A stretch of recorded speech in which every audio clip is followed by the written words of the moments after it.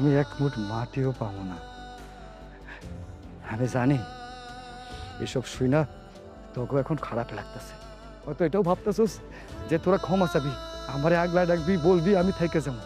কিন্তু না রে, পরিবারের ভালোবাসা, পরিবারের উপর না আমি আর বোঝা হইয়া আমার এই অসুস্থ জীবনে আর কোনো টাকা পয়সা নষ্ট করতে চাই না।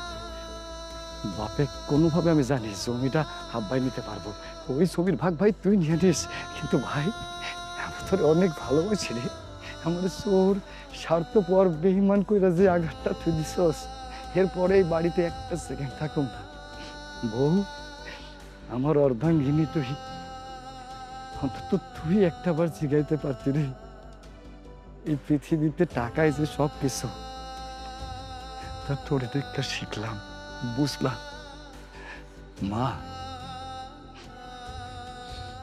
তোমার পোলার চোখের পানি আমার সহ্য হইতেছে না। না আমি জানি আম্মা, কেউ যদি কষ্ট পায় সেটা তুমি পাইবা।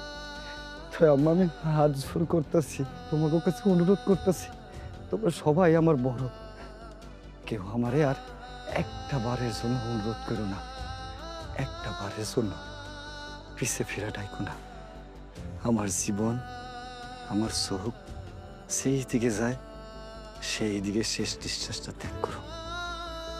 এরপর বাকিটা জীবন আমার আল্লাহ আছে, উনি দেখবেন। আমি আসি, আমি আসি, আমার কবরের মাটিটা পর্যন্ত পাইলাম না রে। আরে প্রবাস।